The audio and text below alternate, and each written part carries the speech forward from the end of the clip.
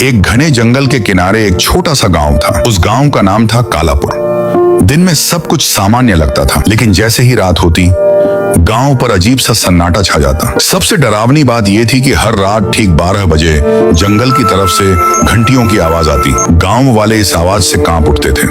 कई साल पहले कुछ लोग उस आवाज का पीछा करते हुए जंगल में गए थे, लेकिन वो कभी वापस नहीं आए। थोड़े लोग वापस लौटे, उनकी आंखों में डर था।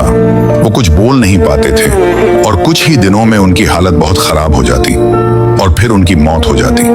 गांव वालों को समझ नहीं आता था कि उनके साथ क्या हुआ। इसी गांव में एक लड़का रहता था। उसे इन बातों पर पूरा विश्वास नहीं था।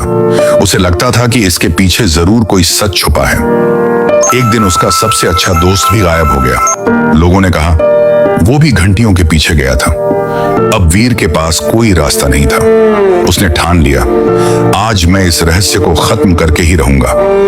रात हुई, पूरा गांव अपने अपने घरों में बंद हो गया। वीर ने हिम्मत जुटाई और जंगल की तरफ चल पड़ा। जैसे जैसे वो आगे बढ़ता गया, हवा ठंडी होती गई, पेड़ हिलने लगे और ऐसा लग रहा था जैसे कोई उसे देख रहा हो, जैसे किसी ने भागते भागते सब छोड़ दिया हो। अब उसका डर बढ़ने लगा, लेकिन वो रुका नहीं। थोड़ी दूर जाने पर उसे एक पुराना टूटा हुआ मंदिर दिखा। घंटी की आवाज वहीं से आ रही थी। जैसे ही वीर मंदिर के अंदर गया, घंटियां अपने आप जोर जोर से बजने लगी। अचानक एक गूंजती हुई आवाज आई, यहाँ क्यों आए हो? वीर डर लेकिन बोला, मैं सच जानना चाहता हूँ। तभी सामने एक बूढ़ा साधु प्रकट हुआ। साधु ने कहा, लोग यहाँ किसी भूत से नहीं बल्कि अपने लालच से हार जाते हैं। फिर साधु उसे दूसरी मंजिल पर ले गया और बोला, यहाँ एक सोने की गाड़ी रखी है जो एकदम भूतिया है। जो भी इसे ले जाने की कोशिश करता है, ये खुद चलकर उसे टक्कर मार देती है। वीर सब कुछ समझ गया।